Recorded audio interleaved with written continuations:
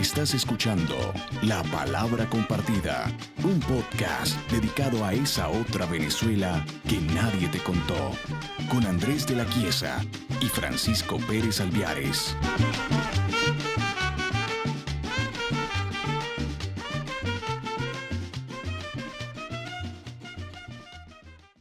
En el año de 1960 emprendemos la lucha ya por la vía del camino armado, ya estallado para entonces la Revolución Cubana. Nosotros éramos tan románticos y esa cuestión era tan de espíritu de muchachos, de gente joven, que cada vez que un guerrillero se iba para la montaña, nosotros hacíamos una fiesta pequeña entre los compañeros y lo despedíamos porque se iba como debía de ser a combatir y a formar parte del ejército revolucionario. Entonces, porque como yo era dirigente, aun cuando no de las principales dirigentes del Partido Comunista y de Frente de Liberación Nacional, yo consideraba que una persona que ha emitido un mensaje, que ha llamado a luchar con las armas en la mano y que tiene que buscar el apoyo de un pueblo, porque el pueblo es el que tiene que darse él mismo su propia libertad. Que no habiendo sido nunca un comunista ortodoxo, uno no atendía a otras ideas de desarrollo posibles, sino bueno, lucha armada como en Cuba y a la larga ganamos. Se fue una trágica situación, que a mí me da un dolor contarlo hoy. Que no hayamos tenido el vuelo, la audacia, el vuelo de águila para haber entendido ese momento histórico y haber tomado a Miraflores con los oficiales. Buenas, acá estamos otra vez en La Palabra Compartida, 9º episodio. Teníamos tiempo sin subir un podcast, como se habrán dado cuenta, pero como les comentábamos en el capítulo pasado, fue para poder dedicarle el tiempo necesario a la investigación de este y de las próximas emisiones. Lo importante es que acá estamos, con un tema bien interesante y que justamente hoy tiene más vigencia que nunca para todos los que queremos entender y comprender por qué Venezuela está como está. Y todavía más para quienes queremos enrumbarla hacia un camino distinto, sin caer en los mismos errores, en los mismos prejuicios, en los mismos procedimientos equivocados. Todas estas son cuestiones que cualquier venezolano de bien, trabajador, que se considere a sí mismo ciudadano, tiene que plantearse. Y para eso siempre estará disponible el estudio de la historia, que es muy sabia y que nos provee siempre de las herramientas, de los utensilios necesarios para que no caigamos una y otra vez en la ignorancia y en el atraso. Y bueno, por acá está Francisco, sorprendido de que empezáramos tan pesado. No, yo estoy totalmente de acuerdo contigo y es más, o sea, este tema no es solo un capítulo, sino que son 3. O sea, no está mal que la gente vaya sabiendo por dónde va a ir la cosa. ¿Y por dónde va la cosa? Bueno, hoy vamos a hablar es de la guerrilla, de la insurgencia, del levantamiento armado. Hoy vamos a hablar sin prisa pero sin pausa, como quien dice, de uno de los periodos más conflictivos del siglo XX venezolano, ¿no? Conflictivo en términos de institucionalidad, en términos de responsabilidad civil, en términos de rebeldía directa en contra del Estado venezolano. Un periodo del cual quizás quedan muchos testimonios y que sin embargo y lamentablemente es mayoritariamente desconocido por los venezolanos más allá del hecho concreto.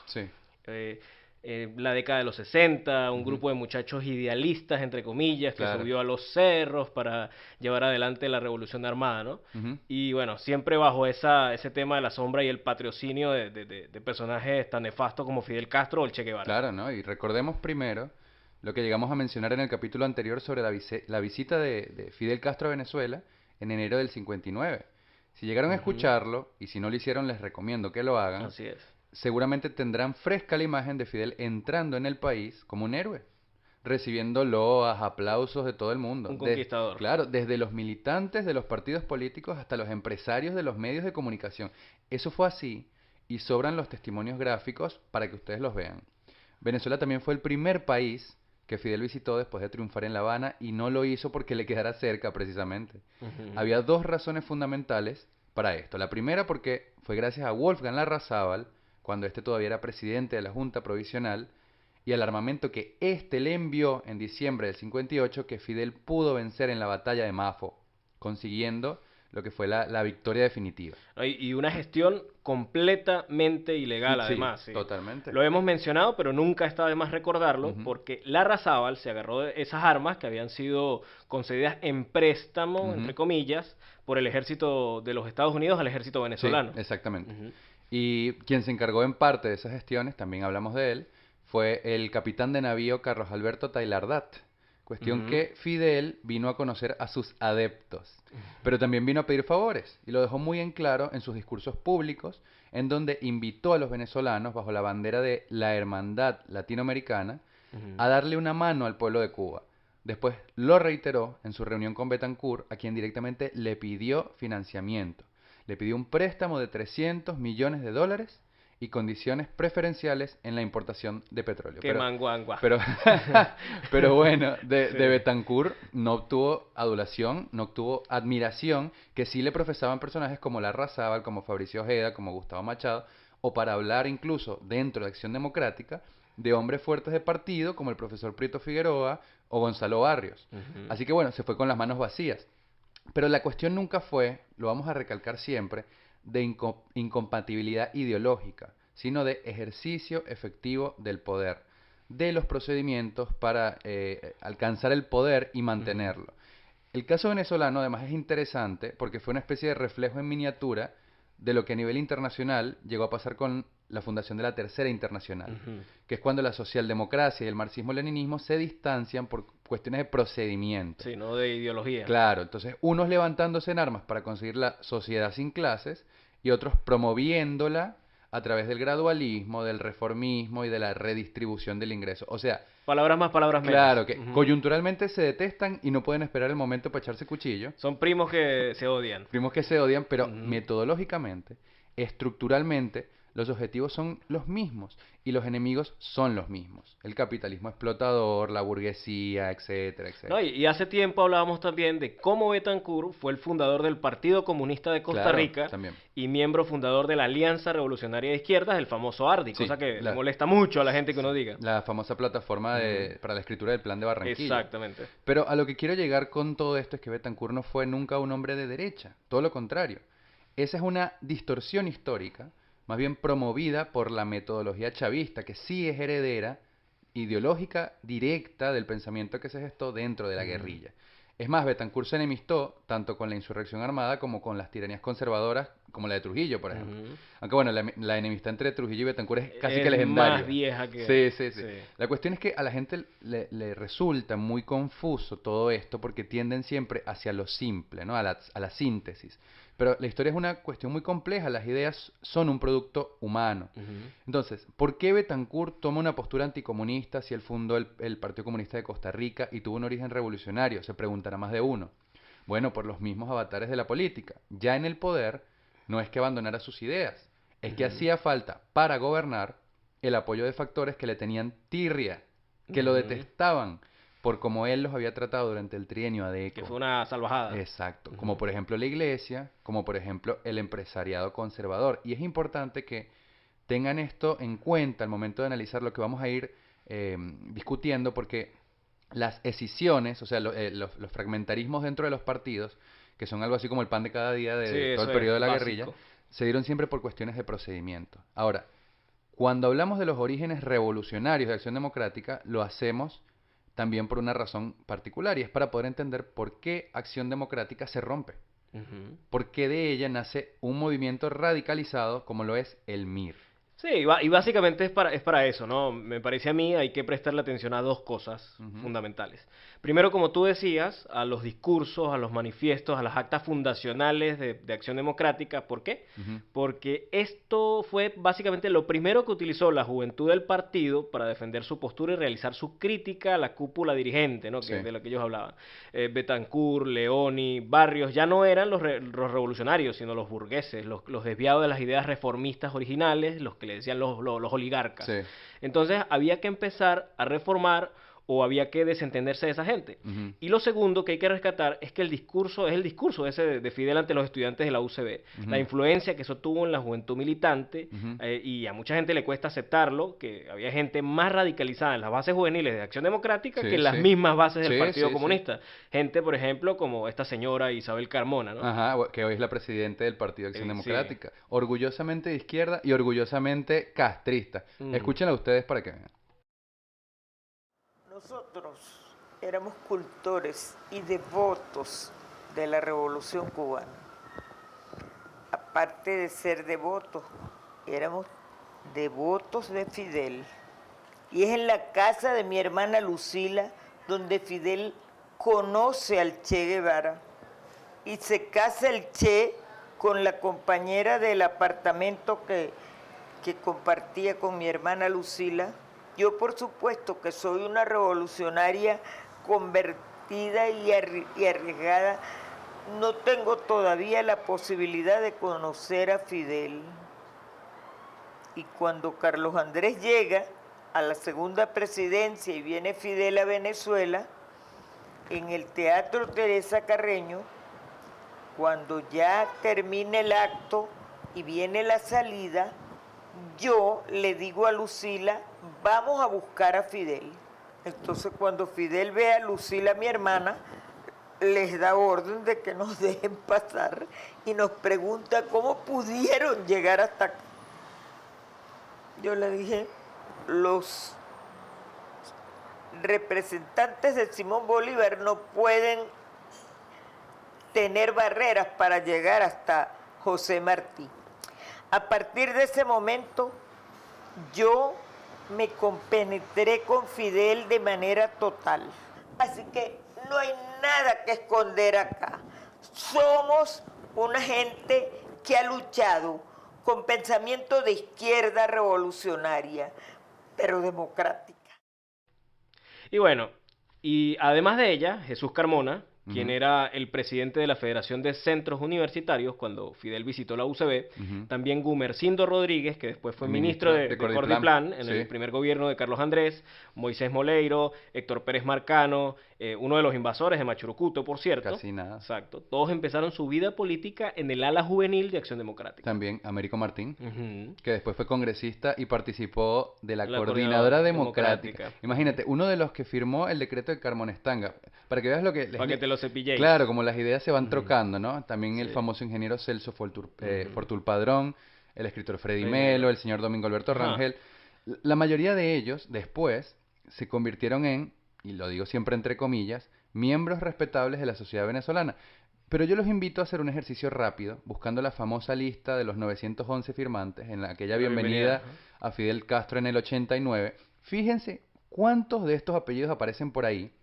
Y fíjense cuántas de estas personas se hicieron llamar después críticos del chavismo, ¿no? Ahora, quisiera volver a lo que comentabas recién del papel de Fidel en su discurso en el aula magna, porque eso tiene su importancia. Sobre todo porque pone sobre la mesa el valor simbólico del discurso y el de la imagen del revolucionario victorioso ante el sistema y ante el status quo, etc. No, pero es que él no era comunista. No, obviamente, claro. Ahora, toda esa mitología, interpretada por jóvenes claramente ideologizados, tiene un peso histórico muy tremendo, porque representaba para ellos un camino posible hacia la utopía marxista.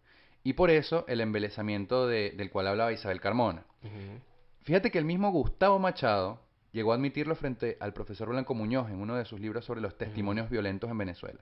Dijo, la revolución cubana hizo que todo el mundo en Venezuela empezar a sentirse como un comandante, empezar a querer ser un jefe guerrillero. No, y después está el tema del 23 de enero, la famosa lectura de la oportunidad perdida, ¿no? Ah, no, eso es una lectura completamente fantasiosa. Sí, y es más, nosotros llegamos a hablar sobre ese tema en nuestro tercer podcast, que lo pueden buscar, sobre esa lectura partidista que todavía dice, por cierto, que el 23 de enero fue un acto de insurrección popular espontánea, cuando en realidad fue una cosa totalmente diferente, una mezcla de movilización militante y de fervor anárquico venezolano del que estamos acostumbrados. Exactamente, sí. Pero bueno, de todos modos es interesante hablar de esa lectura porque es la que van a utilizar después todos los ex guerrilleros o políticos afines a la lucha armada para justificar su derrota. Una mala interpretación del momento histórico, histórico, evidentemente. Todo, Sí. todo es una lectura de la oportunidad perdida. Y bueno, para quienes nos escuchan y no tienen ni la menor idea de lo que estamos hablando, fue simplemente la postura que tomaron personajes como Gustavo Machado, Sí. como Pompeyo Márquez, como Teodoro Teodoro Pekov, ajá, con respecto al papel que tuvo el Partido Comunista o la izquierda marxista-leninista en contra de Pérez Jiménez. Sí. Según ellos, y se cansaron de repetirlo 1000 veces, Ujú. él tenía en 1958 capital político suficiente para generar una crisis revolucionaria, Sí. y lo tenía era porque se había encargado de movilizar a la insurgencia contra Pérez Jiménez. Ujú. Bueno, ellos y la izquierda y de Acción Democrática, Sí. gente como Silvestre Ortiz Bucarán, por ejemplo. Claro, pero es que esa lectura es un sinsentido. Ujú. O sea, no se comprende. Yo no la comprendo. En primer lugar, a Pérez Jiménez no lo tumbó ningún pueblo ni ninguna insurrección para popular. nada. Esto no es una defensa, es un hecho histórico. Y lo analizamos hasta el cansancio en más de una ocasión. Después, es una lectura de clase, que ya por ahí empezamos mal, aplicada a los golpes sobre una circunstancia histórica, como diciendo, Pérez Jiménez lo tumbó, la unidad del proletariado y la clase media desposeída. Pero Jiménez era, no sé, la burguesía, ¿no? Sí. Así que caemos otra vez en el maniqueísmo típico de los demagogos. Y por último se abrogan un capital político indemostrable, que nunca tuvieron realmente la capacidad de movilizar a un país entero hacia lo que, como tú dijiste recién, era una crisis revolucionaria. Es decir, que no se sostiene por ningún lado. El mismo Pedro Ortega Díaz, dirigente protagónico del PCB, llegó a admitir que a la salida de Pérez Jiménez, el partido tenía 30 militantes. 30 nada más, imagínate. Sí. Ahora, a mí me preocupa más que si uno lee los testimonios de tipos como García Ponce, como Machado, como Teodoro Pekov, la preocupación es siempre en torno a una mala apreciación de la vocación de poder. Siempre. Siempre es la vocación de poder, siempre es el deseo de poder y nunca es la vocación de servir. Nunca es poner a Venezuela por encima del hombre, por encima del partido o de la cosa transitoria. ¿no? Exactamente, y esa es toda la cuestión de la tesis de la oportunidad perdida. Como te decía, para ellos es justificativo algo así como, bueno, no lo hicimos en determinado momento, vamos a hacerlo ahora, cueste lo que cueste. Sí. Y fíjate que además, o sea, como estuvo y sigue estando en ellos, siempre la idea de que ellos lo que hicieron fue sacrificarse por un mejor país, Sí. sobre todo entre los que se plegaron al tema de la pacificación, ¿no? Sí. Los tipos se creían mártires de Betancur, Ajá. mártires de las acciones de Betancur, empezando por la disolución gradual de la Junta Patriótica Sí. y obviamente por el pacto de punto fijo que dejó al Partido Comunista por fuera, ¿no? Sí, no, completamente afuera. Y eso fue un asunto problemático en serio, porque hasta que Betancur no salió a decir en su discurso de toma de posesión que él mismo había presionado para que el Partido Comunista no participara de ninguna manera en el gobierno, Acción Democrática corrió la pelota de que fueron los comunistas quienes no quisieron suscribir a un programa de gobernabilidad. Entonces, bueno, evidentemente, todo eso quedó desmentido en el discurso de Betancur, que además le pega duro el marxismo-leninismo. Y lo hace por una razón muy sencilla, y es que el PCB recibía órdenes directas de la Unión Soviética. Obvio. Toda la vida fue así. O sea, lo hicieron cuando estaba el Comintern, lo que llamaban la Tercera Internacional, claro, en los años 30. Sí. Después con el Cominform en los años 40. Y la dinámica era otra, o sea, además estábamos en plena Guerra Fría. Sí, correcto. Un periodo que es el de mayor virulencia y violencia dentro de la izquierda, porque no todos quisieron aferrarse a la sombra de los Castro y de la Unión Soviética. Acá había además una tradición de izquierda que se había ido como independizando poco a poco, estoy hablando del continente americano, ¿no? El aprismo peruano, por ejemplo, el perredismo dominicano, los mismos adecos, que eran movimientos de izquierda, pero que no aceptaban la tutela directa de la Unión Soviética. Y por eso se convirtieron también en el escenario de práctica perfecto para el florecimiento de la guerrilla. Sí. Pero bueno, vamos al meollo de la cuestión, ¿no? Hablábamos del golpe de efecto de la victoria de Fidel en Cuba. Hablábamos de su visita a Venezuela. También hablábamos del pacto de punto fijo y cómo la izquierda radical es separada del poder, habiéndolo tenido, según ellos, en la palma de la mano, ¿no? Y mencionamos dos actores principales, que son la juventud, que se encontraba a la izquierda de Acción Democrática, y el Partido Comunista Venezolano. Claro, y también planteamos dos motores que ponen en marcha la cuestión, que es el idealismo juvenil, Sí. obviamente adoctrinado, Claro. ideologizado, y el deseo de poder en El sí. deseo, sí, a eso si a eso le sumamos la personalidad misma de Betancur, que ya había quedado patente en el trienio ADECO, ya podemos empezar a reflexionar sobre este periodo y lo que significó. Vamos a escuchar ahora parte del discurso de toma de posesión de Betancur, febrero del 59, anótenselo, porque apenas habían pasado semanas de la visita de Fidel a Venezuela. Vamos a escucharlo. Se realiza en Venezuela la transmisión de mando. Inicia este histórico momento el doctor Edgar Sanabria, presidente de la Junta de Gobierno, y expresa que se había procurado hacer una amistad limpia por la aspiración igual de encauzar la República. Inmediatamente después de su discurso en presencia de los demás miembros del gobierno colegiado, ministros del despacho ejecutivo y altos jefes de las Fuerzas Armadas, el doctor Raúl Leoni, presidente del Congreso, toma el juramento y coloca la banda insignia al presidente constitucional, señor Rómulo Betancourt. A la toma de posesión asisten representantes de la Iglesia y de los países amigos. En presencia de tan altas personalidades del mundo, el presidente pronuncia su extenso discurso y Venezuela tiene gobierno constitucional elegido por el pueblo. En respetuoso acatamiento de lo dispuesto por el soberano Congreso, que fijó la fecha de hoy para la iniciación del régimen constitucional, acabo de jurar que cumpliré y haré cumplir fielmente la Constitución y las leyes en ejercicio de la Presidencia de la República. Al comparecer ante el Poder Legislativo, auténtica expresión del pueblo, porque el pueblo lo eligió por el sistema democrático del sufragio directo, universal y secreto, en los inobjetables comicios del pasado 7 de diciembre, no he cumplido solo con una fórmula de ritual. Sobrecogido el ánimo por la magnitud y responsabilidad de la tarea por venir, planteada a los venezolanos de hoy en términos de reto, he sentido muy dentro de mí mismo la trascendencia de este acto. A los 2 meses, por cierto, Betancourt funda la DIGEPOL. Así es. Que la vamos a mencionar bastante porque fue algo así como el enemigo público número 1 de la izquierda radical en aquellos primeros años de insurrección. Bueno, están los hechos de, ¿cómo se llama?, de Plaza Concordia. Exacto. Justamente de eso iba a hablar, que eso fue en agosto del 59. La cuestión fue que eso fue una protesta de desempleados en la Plaza La Concordia, lo que antes era la cárcel de la Rotunda, Sí. que se convirtió en un encuentro muy violento cuando la recién fundada DIGEPOL, y allí salieron como 4 muertos, ¿no? Sí. Y fíjate que lo curioso es lo siguiente: esa acción en la Plaza de la Concordia después se utilizó, bueno, infinitas veces para justificar la desobediencia civil en contra del gobierno.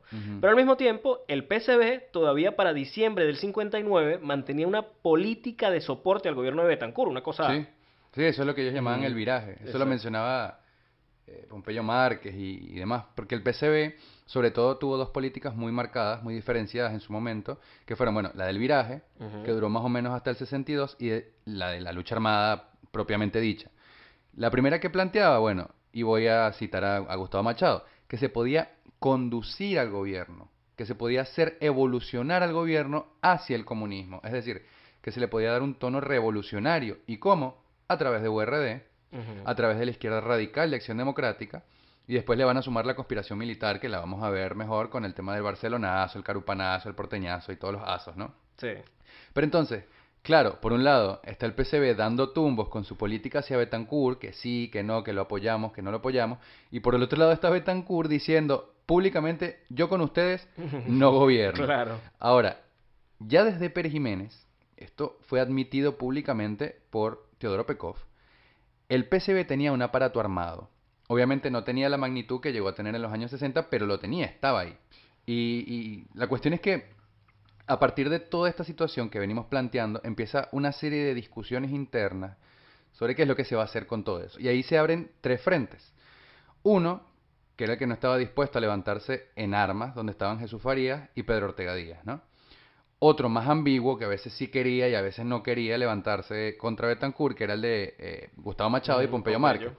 Y después el ala más radical, que quería la guerra abierta contra el Estado sí o sí. Y ahí estaban Guillermo García Ponce, Teodoro Pekov y el señor Douglas Bravo. Claro, una belleza, el siempre presente Douglas Bravo, ¿no?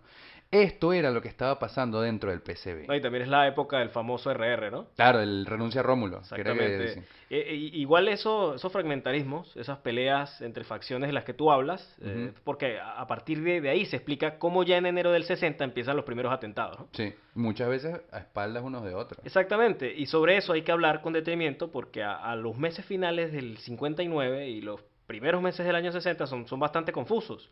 Ya la izquierda insurreccional venía agitando a sus seguidores contra lo que ellos llamaban la derecha de Acción Democrática. Imagínate. Sí. Y los encuentros entre las bandas armadas de AD y las del PCB, que se fueron volviendo cada vez más violentos, siempre con heridos y a veces con algunos muertos, ¿no? Ahora, entre diciembre del 59 y enero de 1960 se dan una serie de destrozos con piedras, con bombas, o sea, que aceleran toda la cuestión. Sí. El 1 de enero, por ejemplo, el gobierno detiene a más de 20 personas por actos terroristas en Caracas, o así lo titula la portada del Universal de ese día. Después, entre el 11 y el 12, los disturbios en la capital que dejan un muerto y una serie de saqueos, sin novedad con ese tema, ¿no? Claro. Porque ya veníamos hablando un montón del amor por el saqueo. Pero lo que sí sorprende es la cantidad de detenidos, 156 personas. Y aquí es cuando la cosa empieza a ponerse interesante. ¿Por qué? Porque a varios de esos detenidos los llevan a hacer trabajos forzados en Guayana. Entonces, el Últimas Noticias lo titulaba así el 20 de enero, cito: en plena selva, los que tiraron piedras en Caracas el 11 de enero, ahora trabajan a pico y palas en la selva guayanesa. O sea, te imaginarás cómo se puso el PCB, ¿no? No, y, bueno, hay una editorial también del 31 de enero del principal medio de prensa del comunismo de los años 60, que es el diario Tribuna Popular, y ahí hablan ya del nuevo campo de concentración de la democracia policial. No, y así vienen a hablar después de Guasina, ¿no? Claro, es que, ojo, este es un tema que remueve mucho polvo y que hay que tratar con cuidado.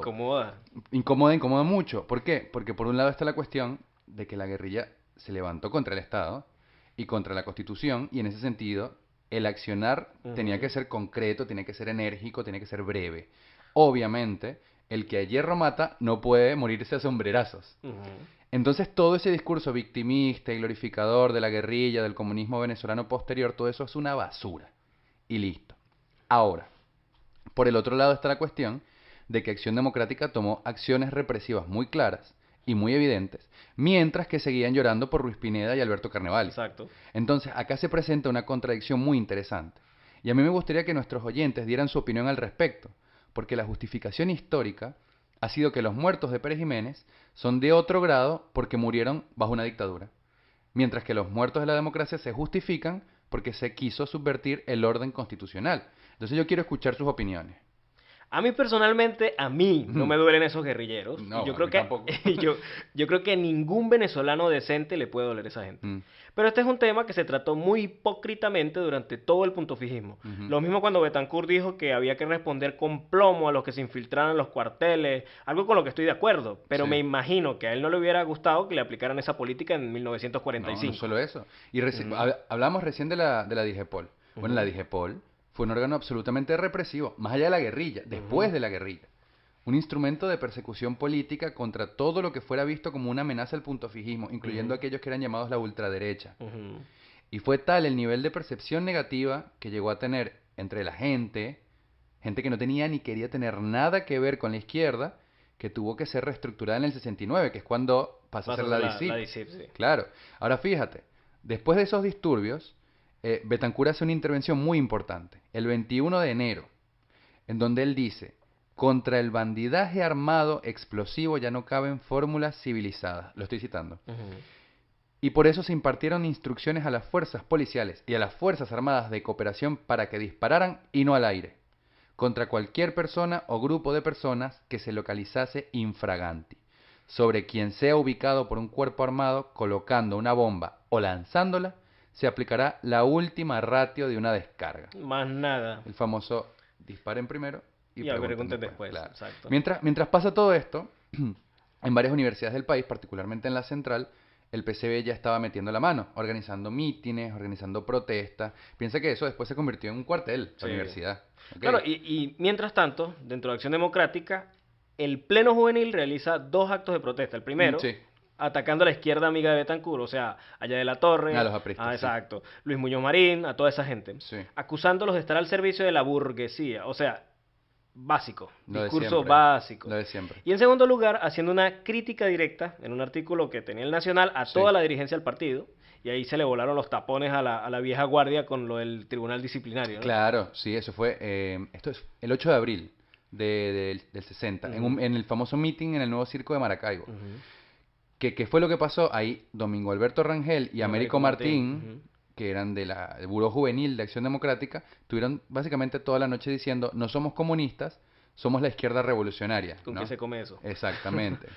Y el Buró Político los mandó a Tribunal Disciplinario, y detrás de ellos, a Lino Martínez, a Héctor Pérez Marcano, a Rómulo Enríquez, a Moisés Moleiro, a Simón Sáez Mérida. Puros guerrilleros. Busquen después todos estos nombres para que conozcan mejor a los personajes y vean dónde terminó. Exacto. Y también hay que mencionar que ese mismo mes pasó algo que a mí me parece completamente delirante, que tiene que ver con lo impredecible que es la política venezolana, que es la invasión de Castroleón. Una cosa zafada de los pelos. Sí, bueno, es que Castroleón es algo así como un aventurero del siglo XIX, ¿no? Sí. Una especie de O sea, mientras el Nacho país Hernández. pasaba por todo esto, imagínate, a Castroleón, que ya se le había levantado la Junta Provisional, se le ocurre invadir el estado Táchira desde Colombia. Sí. Eso fue el 20 de abril. El tipo va, toma San Cristóbal y a las horas el gobierno ya tiene la situación controlada y meten al tipo preso, meten a Castroleón preso. Sí, lo mandan a San Carlos. ¿no? Sí, al cuartel San Carlos hasta el año 65, que es cuando el tipo se muere.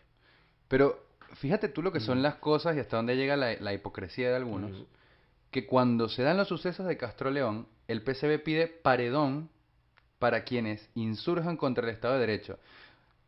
Quienes tengan la oportunidad de acceder al material de archivo lo pueden confirmar, no lo estamos inventando. Es una locura, total. En edición del 24 de abril de 1960, en el diario Tribuna Popular, el PCB, el Partido Comunista, exigió paredón para los conspiradores. Es que Venezuela es el país de lo posible y como decía el señor Oscar Llanes, vivimos entre lo insólito y lo contradictorio. Chúpate esa mandarina. O entre la hipocresía y el oportunismo. También.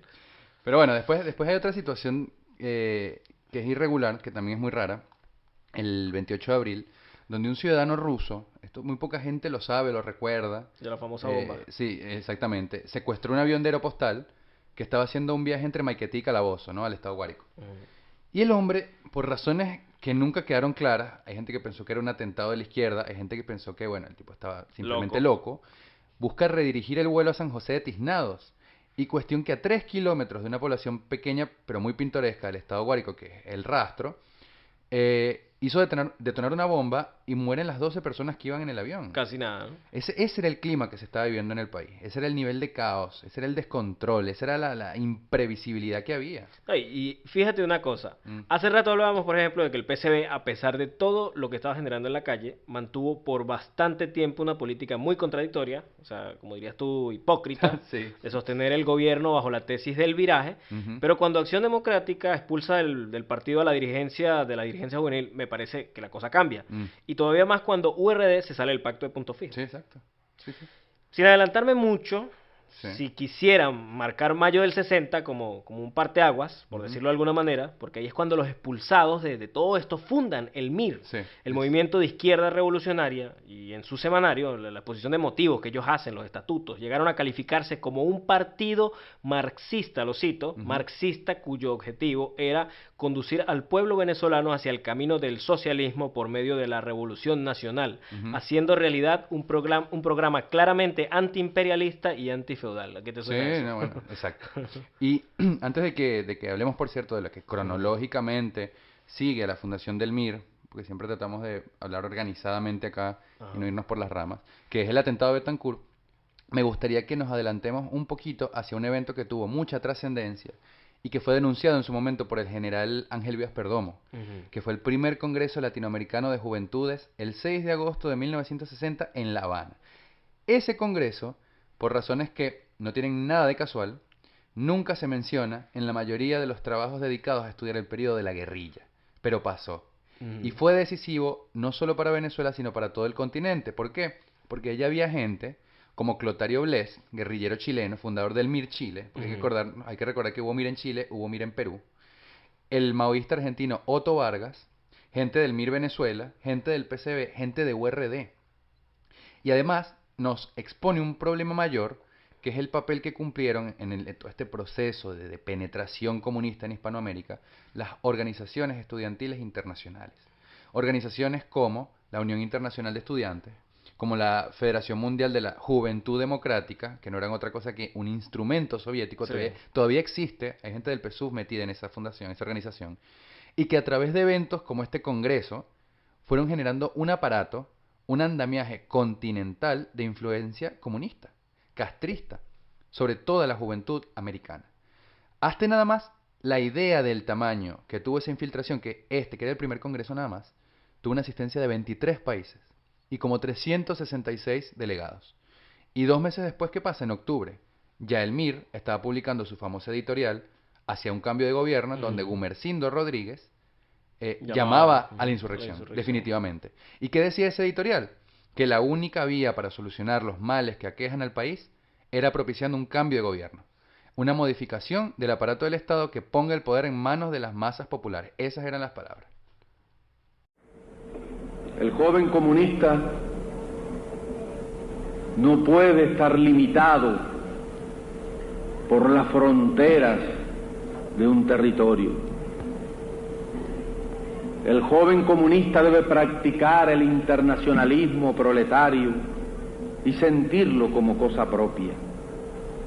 Y acordarnos nosotros, jóvenes comunistas y aspirantes a comunistas aquí en Cuba, que somos un ejemplo real y palpable para toda nuestra América. Somos el mismo espejo que cada uno de nosotros individualmente es para el pueblo de Cuba, y somos ese espejo para que se miren en él los pueblos de América, los pueblos del mundo oprimido que luchan por su libertad. Hay algo curioso en ese congreso que fue el acto de apertura, ¿no? Ahí estuvo el Che Guevara, y el Che Guevara se dirigió directamente a Betancourt, que acababa de sufrir el atentado, para decirle como en tono irónico que se cuidara, ¿no? Que buscara la hermandad con Cuba, porque quienes lo querían muerto eran sus colegas de la derecha. Bueno, y es que, de hecho, la acusación de Betancourt después del atentado en los próceres es hacia Rafael Leónidas Trujillo, el tirano dominicano. Exacto. Y para poner en contexto a quienes nos escuchan, sepan que esto pasó el 24 de junio, o sea, el día de la batalla de Carabobo. Había un desfile conmemorativo en el Paseo de los Ilustres. Mientras la caravana presidencial iba pasando, le reventaron un carro con una bomba de tiempo y ahí quedó, por ejemplo. El jefe de la Casa Militar se murió, el coronel Ramón Armas Pérez. Sí, Betancourt se salvó de broma, pero quedó con quemaduras muy graves en la cara, en las manos y con problemas de audición.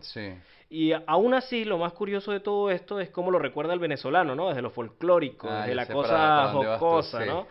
Porque algo que no se olvida más nunca es como apenas unos días antes del atentado, a Betancourt le habían llegado unas acusaciones de supuesto peculado y él responde con el famoso que se me quemen las 2 manos y para mi propio peculio he tocado las arcas del Tesoro Nacional. Y bueno, después del atentado, en la rueda de prensa, ¿cómo apareció? Con las manos súper enyesadísimas. Sí, esas son las cosas que trascienden y que marcan a la gente porque dejan en evidencia que la última palabra o la última risa la tiene el curso de la historia, ¿no? Conciudadanos, estoy hablándoles desde mi cama de enfermo. Quiero decirle al pueblo de Venezuela que debe tener confianza plena en la estabilidad de su gobierno y en la decisión del presidente que él eligió para cumplir su mandato, como he venido diciendo y hoy reitero, hasta el 19 de abril de 1964. No me cabe la menor duda de que en el atentado de ayer tiene metida su mano ensangrentada la dictadura dominicana. De la sangre derramada ayer, debo lamentar particularmente la de mi viejo amigo y leal colaborador, coronel Ramón Armas Pérez, jefe de la Casa Militar. Y con todo esto, bueno, lo que vino después fue el repliegue de Betancourt. Claro, empieza a hablar del espíritu del 23 de enero, de la conciliación. Correcto, sí. La izquierda vio inmediatamente aquello como una oportunidad para empezar a agitar toda la situación, para tensar la cuerda. Y esa es la razón por la cual, de puertas para afuera, estaban condenando el ataque a Betancourt, pero de puertas para adentro estaban planeando un atentado a la Catedral de Caracas. Por ahí una denuncia también del general Vivas con respecto a esto. Yo siempre lo cito porque es una persona que participó protagónicamente de esto, él fue un cazador. Sobre todo apuntando a tipos como Sáez Mérida, del MIR, que habían ido a Cuba a prepararse en acciones clandestinas de tipo comando. Y en el país todo eso se empezó a canalizar a través de un funcionario cubano, el señor Guillermo León Antich, que fue detenido por el gobierno el 24 de agosto con $400,000 enviados por el gobierno cubano, ya tú sabes para qué, ¿no? Y no decía por ahí Gustavo Machado, creo que el profesor Blanco Muñoz, que ellos jamás recibieron ni dinero ni armas de Cuba, sino pura solidaridad. Bueno, el pez muere por la boca. Ahora, el periodo que empieza a partir de octubre del 60 es importantísimo porque acá ya podemos hablar de un verdadero carácter insurreccional de todo esto. Es decir, acá empieza la candela, con un periodo que el PCB y el MIR llamaron el popularazo, para que tú veas cómo... Todo lo que lleva Aso me duele. Sí, pero que en realidad no fue otra cosa que una serie de actos anárquicos, de incentivos a la violencia frontal en contra del gobierno y de ruptura de cualquier forma de convivencia dentro de la Constitución. Y esto empieza con esta editorial del MIR, que ya habíamos mencionado, esa que se llamó Hacia un cambio de gobierno, y con un titular de Últimas Noticias que decía: Informe confidencial, Fidel envía hombres a Venezuela para ejecución de instrucciones secretas. Todo esto se entronca con el testimonio del general Vivas que mencionábamos recién. Y después vienen los allanamientos. Primero en las sedes del MIR y del PCB. Luego en sus órganos de difusión, o sea, los diarios Izquierda y Tribuna Popular. Y ya para el 18 meten presos a Humberto Cuenca, Héctor Pérez Marcano y José Rafael Muñoz, todo el mundo del MIR. Sí. Y con esto queda expuesto por fin el nivel de penetración asquerosa, es así, que tenía esa gente en la universidad. Es que la universidad era un cuartel de Cuba. ¿Por qué? Porque desde la Escuela de Economía de la Central se empezaron a generar disturbios que llegaron a convertirse en un enfrentamiento directo con la DIGEPOL. No, y es que además hubo quema de autobuses, de entrada de los organismos de las instituciones, y la cuestión no solamente se dio en Caracas, sino también que, bueno, en Barquisimeto, en Coro, o sea, son todas estas circunstancias que llevan a Betancur a suspender las garantías. Como por tercera vez. O sea, sí. En noviembre y diciembre creo que también continúa todavía el problema de la anarquía. Y en el diario, el diario Últimas Noticias del 14 de noviembre, el titular dice: 2 muertos y más de 30 heridos en disturbios de ayer, ¿no? En el Universal, el 29 de ese mismo mes, también dice: 2 muertos y 32 heridos, reanudarse ayer los disturbios en la ciudad. Y luego otra vez la suspensión de las garantías constitucionales. Por cuarta vez, imagínate. Y hay también que remarcar lo que fueron las matanzas de policías, algo de lo que llegó a hablar este exguerrillero Anselmo Natale. Exacto. La premisa que tenían los partidos insurrectos, como decía él, era: las armas las tiene el enemigo y hay que arrancárselas. Esto es una cita de este señor. Y entonces el enemigo se convirtió en la policía municipal, en la guardia de tránsito, o sea, gente trabajadora que empezó a ser vista, y todavía esto sigue pasando, como un símbolo del aparato represivo del Estado. O sea, te imaginarás que ya para ese momento la respuesta de la gente era negativa. Y ese era el ambiente que se vivía, un ambiente enrarecido y todo caótico. Bueno, y se complicó mucho más después, cuando allanan la central. Sí. Eso lo decretó Ramón J. Velázquez. Muy poca gente recuerda esa intervención, y recuerda más la de Caldera, ¿no? La famosa intervención de Caldera. Y esto se da así... El 69. 69. Se da así sencilla y llanamente porque Caldera tomó propiedad de los bienes de la universidad. O sea, fueron dos momentos distintos, 2 procedimientos distintos, pero con circunstancias parecidas. Sí. Una pasó en el 60 y la otra pasó en el 69. Entonces, tanto el allanamiento de Betancur como el de Caldera no se pueden criticar bajo la sagrada premisa de la autonomía universitaria por una razón muy, muy clara. Y es que la central se convirtió en un fuerte de la guerrilla. Era un parapeto de la insurrección armada, porque lo que recibieron las Fuerzas Armadas desde las residencias estudiantiles fue plomo. Plomo, granadas, todo, pata, puño y tierra por los ojos. Exactamente. Y sobre esto quiero hacer ahínco de verdad, porque el tema de la autonomía universitaria es tratado siempre como si fuera una condición divina e inalienable que le garantiza a los estudiantes hacer lo que les dé la gana. Y esto no es así.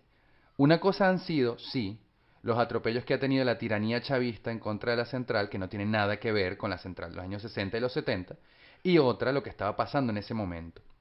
Y por encima de todo esto, ¿cómo es posible, chicos, que esta gente mancillara así un centro que tiene que estar dedicado al conocimiento, un lugar que tiene que estar dedicado a la razón, al debate de las ideas? Exactamente. Y todavía hoy se escudan en la bendita autonomía. Y se escudan en la justificación de llenar los salones de niples y fusiles porque era, digamos, lo que había que hacer en contra de la represión el del gobierno. carácter combativo que siempre... O sea, es lo que ellos quieren imprimir en los estudiantes de la izquierda más repelente, Andrés. Sí. O sea, la revolución cultural del siglo XX que convirtió a grupos específicos de gente en puros elementos subversivos. O sea, Sí, los sí. estudiantes, los sindicatos e incluso las mujeres. Ujú. Fíjate, ¿cuáles eran las lecturas principales que corrían en ese momento en los pasillos de la central? Ujú. La guerra prolongada de Mao Zedong o guerra de guerrillas del Che Guevara. Claro. Y ya, o sea, ya se nos está agotando el tiempo de este primer capítulo, pero todavía tenemos que mencionar algunas cosas para que queden sentadas las bases de lo que sería el conflicto formal, ¿no? De lo que ya vamos a hablar directamente la próxima vez. En primer lugar, está la salida de URD del Pacto de Punto Fijo en noviembre, como protesta por la política exterior de Venezuela hacia el régimen cubano. Claro. Recordemos que URD siempre tuvo una tendencia de izquierda muy marcada y por esta época pues se radicalizó. Sí, esa era la tendencia, bueno, de Luis Miquilena, de José Vicente Rangel, de Fabricio Ojeda. Exactamente. Es más, el CIFA, que hasta ahora no lo habíamos mencionado, el CIFA, el Servicio de Inteligencia de las Fuerzas Armadas, le tenía un prontuario construido a Ojeda, bueno, a todo el mundo, ¿no? Pero a Ojeda particularmente desde hacía años. Era un tipo vigiladísimo. Y hay, por ejemplo, un telegrama en donde lo identifican, esto es octubre del 60, como uno de los enlaces de URD con Fidel Castro a través de su hermano Raúl, como uno de los líderes de una serie de mítines procastristas a lo largo del territorio venezolano, y como uno de los principales elementos de presión para que Jovito se saliera del Pacto de Punto Fijo. Eso es correcto. ¿Ok? Entonces después, estaría bueno que ahondáramos en la labor del CIFA, que fue verdaderamente profesional. No solo por la calidad que llegó a tener un tipo como Martín Márquez Áñez, dirigiendo una institución que los venezolanos ni conocían, porque no se enteraron, como 20 años después fue que la gente supo que existía el CIFA, sino por el nivel de efectividad que tuvo en la lucha contrarrevolucionaria. También. Y bueno, mencionaba esa salida de URD, todo eso, todo lo que hemos venido viendo es la cubanización de Venezuela. Así es. Una cubanización que llegó incluso a la crítica directa al PCB, porque, por ejemplo, un tipo como Guillermo García Ponce, que fue devoto defensor tanto de Luis Herrera como de Hugo Chávez. Para que se vea la coherencia de las ideas. Claro, luego un tipo como él llegó a afirmar que el PCB venezolano era un partido comunista clásico, que era envejecido y que por eso no podía dirigir una revolución. En cambio el MIR, que era el que tenía una mayor influencia de Fidel Castro, ese sí podía llevar adelante un cambio, y eso lo dijo siendo él dirigente del Partido Comunista. Claro. Entonces acá es cuando entramos en el año 1961 y sobre todo en el momento más importante del primer trimestre de ese año, que fue el tercer congreso del Partido Comunista, que es cuando se decide por fin tomar las armas en contra del gobierno. Te acordarás del eslogan que veíamos recién. Sí, el de el camino de la revolución venezolana no será pacífico. Exactamente. Vamos a dejar en los comentarios una nota de la página del PCB en donde se reivindica ese congreso como un acto, y cito, de debate democrático y valentía. El mundo al revés. Así es, el mundo al revés. Bueno, y con ese tema vamos a retomar la próxima. Por ahora los dejamos con esto, sabiendo que fue un capítulo denso y más que nada nos centramos en los antecedentes. Pero es para que no falte en todo este panorama que es muy complejo, que es muy enredado, ¿no? Ninguna de las piezas del rompecabezas. Bueno, nos vamos. Nos fuímonos. Estén entonces atentos esta semana. Es la salida oficial de nuestra cuenta de Patreon, porque vamos a estar agregando ahí notas y adelantos del capítulo que viene. Y más nada. Nos vemos la próxima. Chao, chao. En agosto de 1959, estando yo en una gira administrativa en el estado portuguesa, se produjeron violentos movimientos de grupos organizados en Caracas. Estaba consciente en ese momento de que esos motines estaban promovidos por el Partido Comunista y por su aliado el MIR. Posteriormente, en octubre y noviembre de ese mismo año, se produjeron los sucesos que toda Venezuela recuerda, y muy especialmente los caraqueños, porque fue el epicentro de ese intento franco y decidido de insurrección popular del Partido Comunista y del MIR. Debe recordarse que durante 3 días estuvo la ciudad en manos de bandas de zagaletones, incendiando autobuses, destruyendo comercios, asaltando civiles y personas uniformadas. Y que eso llegó a su clímax cuando la universidad se convirtió en una verdadera muralla artillada desde la cual se disparaba con armas largas contra civiles y militares. Hubo muchos muertos, muchos heridos, muchos quemados.